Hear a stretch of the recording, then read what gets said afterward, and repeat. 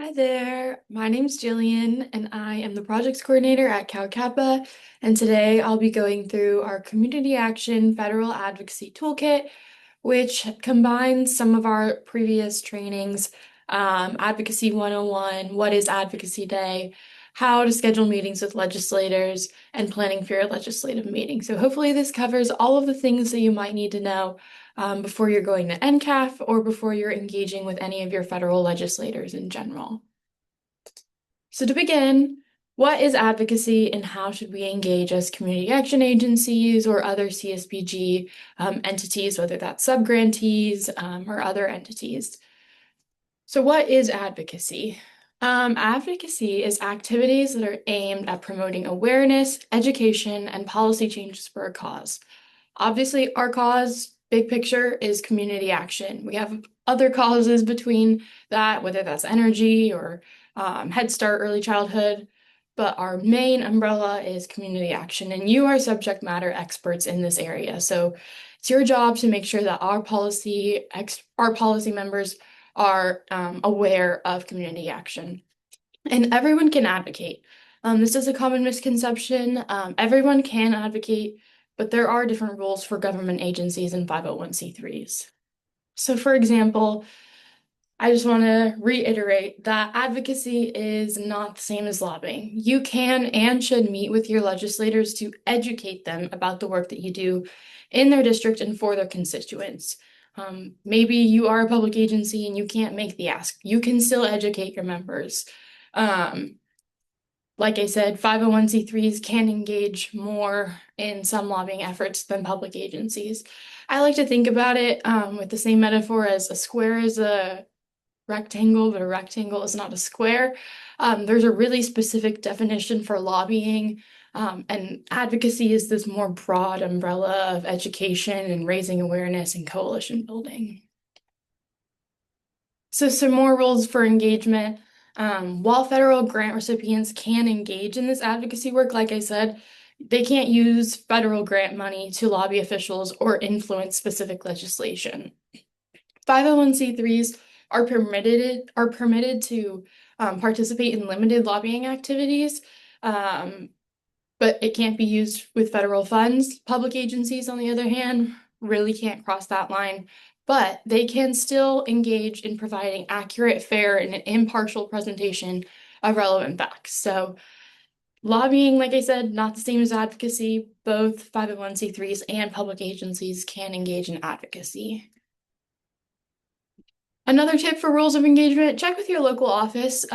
These are our broad guidelines and recommendations, but if your local office has different rules for you, or maybe there's someone within the local office that does advocacy work for you, maybe connect with that person and let them know our engagement in advocacy or connect them with us.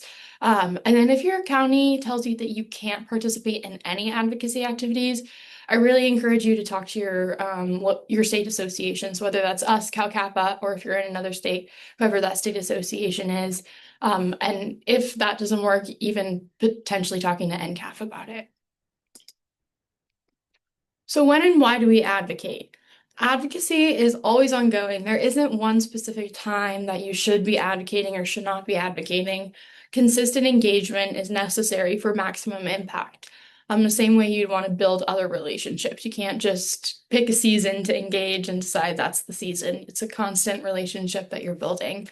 NCAF and other partners host advocacy days. I know there's a NEWAC one coming up for energy. Maybe your state association hosts an advocacy day. I know we do here in California.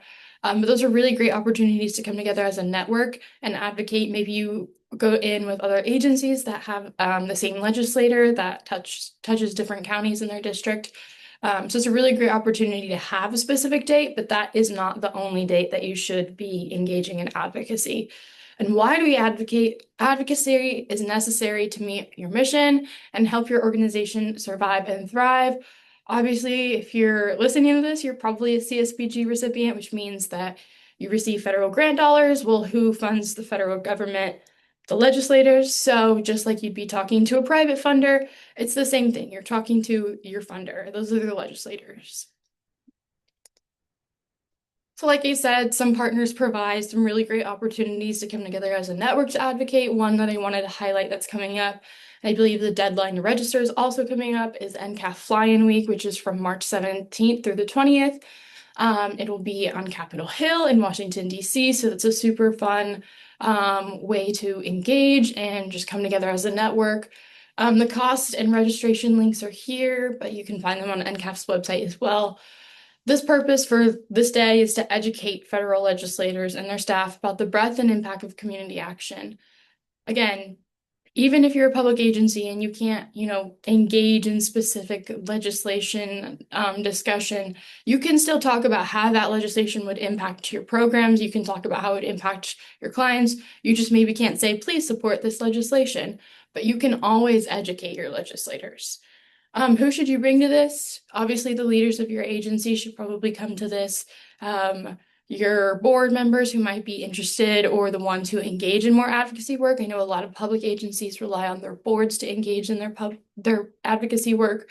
And any other advocacy related people at your agency, who would be interested in participating in these conversations, whether that's clients or volunteers. One thing I want to note is not everyone you bring needs to go to every meeting. Sometimes some meetings are best with a smaller group. Sometimes you want that big round table. So it's kind of a meeting by meeting basis. But like I said, this is a really great opportunity that's upcoming, and this happens every year. So if you miss it this year, you can go next year, but definitely want to try and get in this year if you can. So now we're going to get into how to schedule meetings with legislators. So this is something that I had to learn pretty quickly when I came into my role, and it's something that I felt like would be really helpful to share with other people. I don't claim to know all of the best tips, but these are some things that have worked for us in the past, so I wanted to share them with you all. Like I said, one thing that's coming up that you should be scheduling meetings for, that is if you're going to NCAF Fly-In Week, which is March 17th through the 20th. Make sure you're scheduling those meetings if you're going to that at least 1 month in advance, which is right about now. So February 17th through the 20th, you want to be scheduling these meetings. It's okay if it's a little bit closer, but just so you know, as it gets closer, their schedules fill up as well. So you're less likely to get a meeting, the sooner that you ask. So the other thing is to ask for these meetings whenever, whether that's a state advocacy day, whether that's a Capitol office meeting and you're visiting DC for other reasons, if you're going to NEWAC, if you're going to district office meetings, if you want to, they have offices in your district that you can go visit. Maybe they're not in the district, but their staff is definitely in the district and you can go talk to them. You can always invite them to agency site visits and events. One tool that I wanted to share that's not, oh, here it is, it's coming up now. This is from NCAF. They graciously sent over this really great list of all the schedulers and some other staff members as well, some admin directors, operation directors, for all of the members that you could need. So I really encourage you to go through this list and look at these emails, especially grab these emails, copy and paste them into your email, and then send them over these templates that I'm going to show you in the next few slides. But this is a really great tool. There are other tools that you can pay for if you want more extensive. Member search in California, we provide the Cal Kappa Connect app, but this is a tool that everyone across the country can use to be able to find who to schedule those meetings with. So some best practices: determine who should make the request from your agency. A lot of the times they come from me. If it's a super high up request, maybe it would come from our executive director. So just think about that. Maybe it's coming from one of your board members if you're a public agency. Make sure your subject line is clear. I think in the next slide, I'll show you what I use, but constituent meeting request, X organization coming from X district, things like that. Be clear on your meeting purpose in the message. Kind of flex and remind them about the work of your agency in the message. Mention how many constituents you serve within their district. Also, maybe attach a one-pager or a little informational memo about your agency. Be clear on the timing and try to offer flexibility. I know for NCAF, there are a few time blocks that David Bradley left open for folks to go ahead and schedule times, but maybe the senator can only meet at this time on this day. So try to be flexible if you can. And then finally, note who's coming from your organization if you can. This sometimes happens for us and sometimes doesn't. They always will ask, who's coming to this meeting. And if you can, try to provide them the most up-to-date list. I know that list may fluctuate as time goes on, as the date gets nearer. But just try to provide the closest list that you can, so that they can better gauge who they're going to be talking to, maybe do some background research on your organizations and things like that.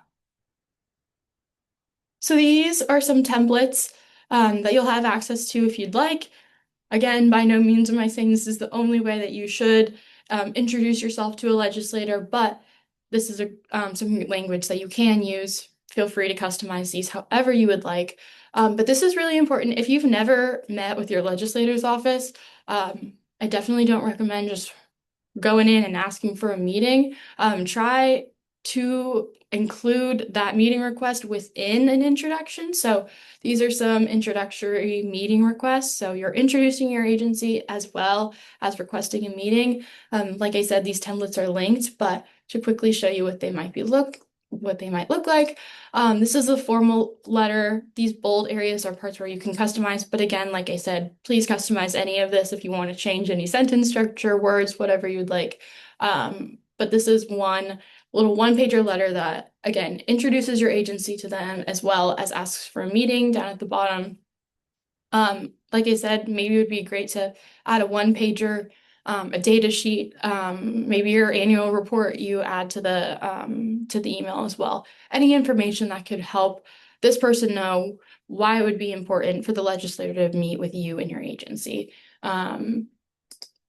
To get back to this, there's also an email template as well that I didn't pull up, but you'll have access to, just to go along with the formal letter. But I really recommend doing that and adding, your logo or whatever letterhead that you have, and then having the signature down at the bottom from whether that's your ED, CEO, board chair, whoever.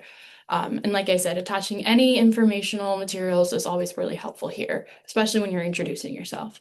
If you've already introduced yourself and you have NCAF Line Week coming up, we created a little template as well for that. I know NCAF also sent a template out, so you are welcome to use either of those, combine them, create your own, whatever. We just wanted to make sure you had all of the resources necessary, so that you could go ahead and do this. But just to show you a little bit about what this template looks like I said, here's that subject line. I hope you're doing well, reaching out on behalf of X, which is this constituent in X. And like I said, if you can, insert a brief reference the last time you talked to that legislator. Maybe the last time you talked to them was at NCAF Line Week last year. Hopefully not, but maybe it was. Or maybe you want to thank them for a recent vote. Thank you again for your engagement. Thank you again for your vote on XYZ. It will really impact or help our families in this way or that way. It's a really great way to bring them back into your work as well. And then again, just the rest of this little template. To get back here. If your legislator's district spans multiple counties, maybe your meeting can include reps from neighboring CAAs as well. I know that's something we're trying to set up in California. We have a lot of reps who touch, maybe 5 or even 6 community action agencies.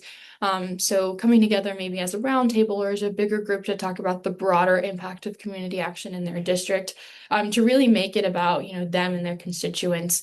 Of course, while still telling your agency story and, your agency being the solution for their constituents, by coming together as one big group could be helpful there. And it could be helpful if they're low on time that week and they can only get one meeting in. So, a quick thing about who to bring. This is just one formula that you could bring. It could be a mix of this. It could be a mix of something else. These have been helpful in the past. I know I recently not recently, but in August went to a meeting and it had a kind of a mix like this, and it was really effective in talking to that legislator. So we had an agency leader, whether that was the ED, the CEO, whoever that is at your agency, maybe that's a county, whoever that is at the county level. And they speak directly on the agency processes and accountability measures for CSBG. they're the decision maker in the room. So if there are any decisions to be made, if they're inviting in a legislator to their district, or to their agency, that the decision maker is in the room to make those decisions. And they're also serving as the meeting facilitator. If anything goes wrong, like I said, they're the leader in the room. Program level managers, they're the ones who speaks directly on program processes, data, and outcomes. This is really important because they know the data and they know what they see on the ground every day. They're talking about community impact and elevating family voices. And they also bring copies of all the informational materials. Next is a board member of advocate. For public agencies, it works really well to have this person in the room to be able to make those asks. They relate work to the legislator's priorities as well. So maybe this is the person that does more background research on the legislator. Maybe they're the one who has that relationship with the legislator. So they're able to talk about how your work, what their work means to the legislator. And then finally, this is always helpful, but not necessary if you can bring a client with you. If not, always a great success story is good to have. If you can bring a client, maybe it's a client who's on your board, they can speak directly on the impact of CSBG, of community action, of whatever program you're talking about on their life. Like I said, the meeting that we had in August had this, and it was great to have that voice. We can all talk about the impact, but we aren't the ones experiencing it. So having someone who is experiencing it can be helpful when you're talking to legislators. Finally, planning for your legislative meeting. I'm going to get into some materials that you can prep before NCAF Line Week or before any of your legislative meetings. So what to bring, like I said, we're going to talk about some materials. The first being an advocacy binder, which I'll show you here. We're going to show you all how to make this, make it all pretty. If you want, you don't have to make it pretty, but it'll include your schedule, talking points and priorities, and then specific program information and data. So if your legislator asks or if their staffer asks a specific data question, you have access to a bunch of collateral to be able to provide an answer to that question. Your binder will look different for each advocacy day, each flying week, each conference, each meeting. It's all dependent on who you're meeting with. So we'll talk about how to customize those. And then we'll also briefly talk about some leave behinds and some best practices on, what staffers might ask you for to leave behind or to follow up with. So like I said, first we're going to talk about the advocacy binder. A huge, huge, huge thank you to Community Action Partnership of Kern and Savannah over there for basically coming up with this. So she did this, I don't know how long she's been doing this. She shared this at our conference last year, and we were able to create a template from the example that she shared so that everyone can use it. So this template's available in Canva if you have a Canva Pro account. It's also available as a fillable PDF if you want to fill in a PDF on Adobe or however you use your PDFs. And then there's also a plain Microsoft version. If you don't care about the frills and just want the information, this is a great way to still have all the information and not have to worry about making it look pretty. So for me, sometimes this is better because it doesn't have all the other distractions, but this one's definitely prettier. So to quickly show you how you can engage with these, like I said, there's this one on Canva that you can engage with. The parts that you aren't supposed to edit don't move, and then the parts that you can edit, you can move. So those parts there. The table of contents, you don't really move here. You have the conference agenda, conference locations, you have a map of Capitol Hill, some social media information, and then I'll get into some of this other fillable information, a visit schedule, national talking points that you'll insert once we get those from NCAF, local talking points and priorities in this template that I'll go over.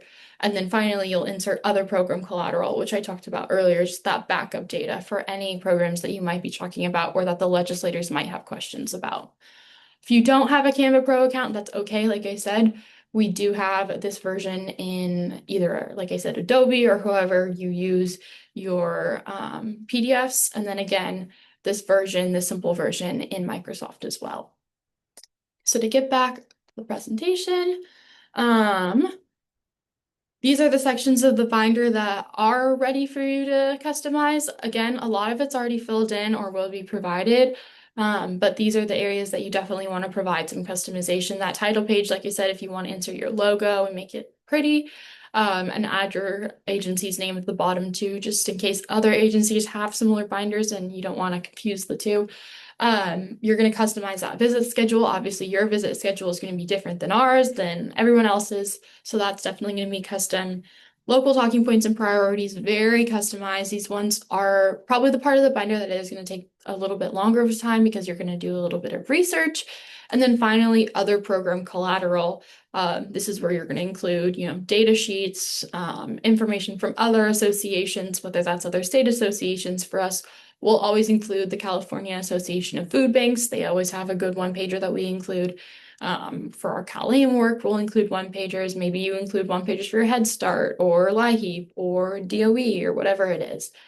So feel free to add or remove any relevant sections, as well as customize any part of this binder that you'd like to make it relevant for visits beyond NCAF.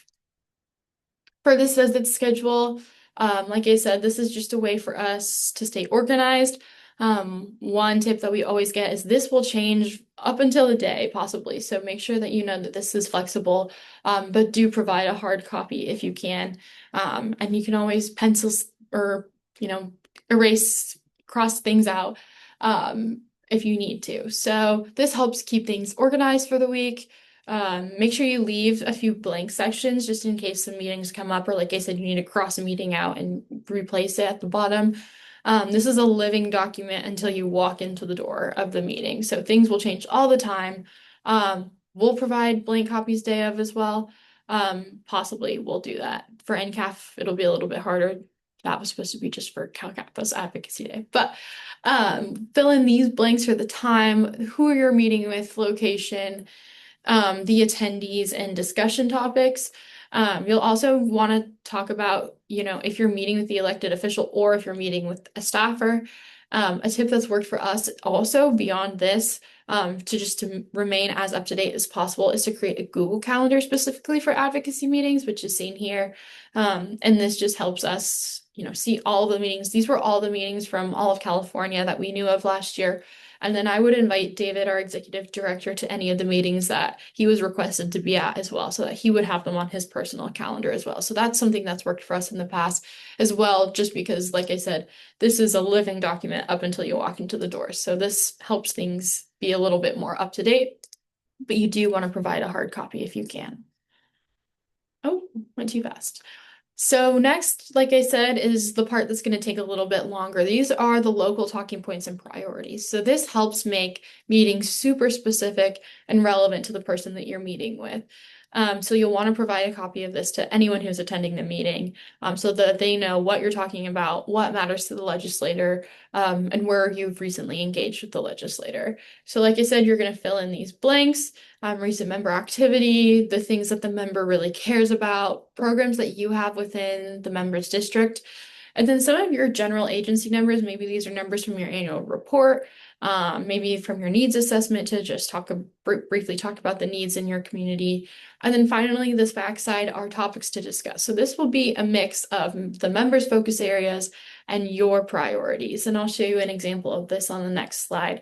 But this part is the really customizable part, that you really need to make connections between your agency and the legislator's priorities. So to find the legislator's priorities, you can go to their website, check their social media, check their recent press releases, check congress.gov to see any of their recent votes or bills that they've sponsored, just to see what those focus areas may be. So like I said, I'll show you an example on the next slide. This is one that I've done for Senator Alex Padilla, who is someone that we will be hopefully meeting with at NCAF next month. So recent member activity, the Senate recently approved the CSBG budget. They passed the budget recently, so we'll make sure to thank him for that. He signed the Senate CSBG Dear Colleague letter in 2025, so that's really great. And last year we met with Adrienne Epstein, who is his policy advisor during NCAF's Fly-In Week. And she just talked about the support and interest in our programs from their office. So just as a sort of refresher of the last few engagements with his office. His specific focus areas, all of this comes directly from his website. If you go to his website, there's an area that says issues, and you click on issues, and it brings you to a page that shows you basically a library of everything that he would possibly care about and why he cares about it. So we talk about those things here, mostly so that we can relate our programs and, the people that we serve to his values, his priorities, and his interests. So these are just example programs that we're going to talk about for this meeting, but this will fluctuate depending on what programs you have within his district. Obviously, his district map is the whole state because he is our state senator. And then we do include a little photo of him. You don't have to include it. We do just in case, you maybe pass him in the hall and want to say hi, say thank you, or anything like, or you see him, on the street and want to say hi or say thank you. So we include that. You don't have to. General agency numbers, like I said, down here. We included statewide numbers since we're going to be having more of a statewide conversation with Senator Padilla. And then finally, topics to discuss. So like I said, some of our talking points from NCAF last year we included in here. This might be updated once we get more talking points from NCAF. They'll be having a training on March 3rd. So everything might be updated after that, and I'll make sure to send out any updates that we have. But these are sort of the talking points and language that we have at this time. A little bit of history too, just in case the person that we're talking to maybe doesn't know necessarily about community action and CSBG. And then finally, some general highlights from this last year, relating to his interests. Like I said, he's interested in military families and veterans, so we're going to highlight some veteran services. He's interested in, affordability and healthcare, so we're going to talk about some innovative programs through CalAIM, overall whole person health, family well-being, the importance of de-siloing our programs and creating systems for change, using CSBG to respond to emergent needs, such as the LA fires, during the government shutdown, which is also something that we'll talk about when we talk about the challenges over the last year. Like I said, that impact during the shutdown, and some of the other things that we've faced since the last time that we talked to him. These are the current advocacy priorities that we had. Again, these might change as soon as we hear anything from NCAP. But this is just an example. And I'm happy if anyone has questions or doesn't know where to start to work one-on-one with any agency that needs help here as well.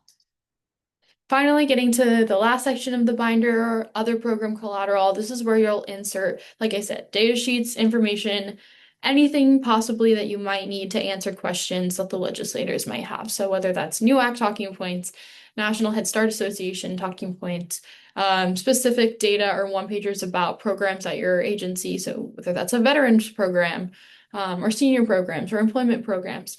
And also, like I said, when you're thinking about the members' focus areas, really think about how you can answer their questions with this information. So if that member is going to have a lot of questions about veterans and military families, make sure you have collateral to answer those questions. If they're on an energy subcommittee, make sure you have collateral to answer any energy questions that they might have. Next, finally, we'll get into the leave behinds and one-pagers. So after this binder is created and you're ready for your meeting, this isn't what you're going to leave behind for the legislators, but you want to make sure you have information to leave behind with them as well. So whether that's an agency one-pager or data sheet or program-specific one-pagers that they might be interested in, again, based on their specific interests. And those are things that you might want to develop if you haven't already developed before your visit to NCAF. Things that you have that are ready to go that you might just want to print out so you make sure you have when you go to NCAF are your annual report, your community needs assessment, your community action plan, maybe your theory of change too, anything that explains or tells the story of your agency that you can leave behind. Those are really great to include maybe in a folder that you have for each legislator, each meeting that you go to, you have a folder to put them all in. That was a great tip from Savannah, from Kern as well.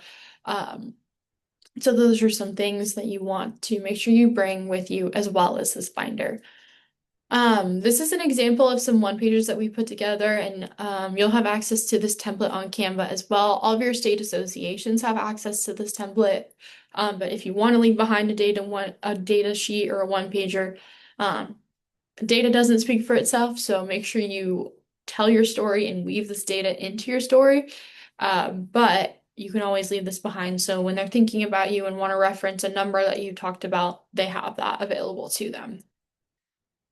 And then finally, following up after those meetings. So after the meeting's over, that day of the meeting, you assign someone in your group to follow up with. Normally that's me, whoever that advocacy contact is, whoever's going to be emailing that person. You want to make sure that that person is made known in that meeting so that the staffer, whoever you're meeting with, knows that that's who's going to follow up with them. And they'll also get the business card from that meeting. I think last year at Senator Padilla's office, I walked out with 3 or 4 different business cards. So make sure you have all of those. I still have them sitting here on my desk. So make sure you have those. And then tell whoever that is that you'll be the one, like I said, following up with them. Day after the meeting, or maybe that day, thank them for the meeting and let them know that you'll be following up with any long-term information in the next week, but provide any short-term information that you might have. Maybe it was a specific number that you just had to double check, or a date that you had to make sure would work for a visit if you invited them for a visit, which would be great. So that's a kind of short-term follow-up, and then the long-term follow-up is a week after the meeting, following up directly with the person that you met with, and then as well as any other relevant staff. So like I said, I walked out with more than one business card. They gave me business cards of other people in the office that would be good people to talk to about our program. So loop those people into those discussions if you'd like, and discuss opportunities for future collaboration. And again, invite them to your agency. That's always the best thing that you can do. If you have any questions, please reach out to me. If you have questions about this presentation and the templates especially, I'm happy to work with you. If you have specific questions about your agency's advocacy efforts, I really encourage you to reach out to your specific state association. If you're in California, that's me, that's us. If you're not in California, reach out to your state association. And then if you have questions about joining NCAF, I talked a lot about NCAF. Reach out to info@ncaf.org or reach out to me and I can get you in touch with the right people as well. But thank you so much for taking the time to listen. I hope this was informative, and I hope you are ready for your legislative meetings. Have a great day. Bye.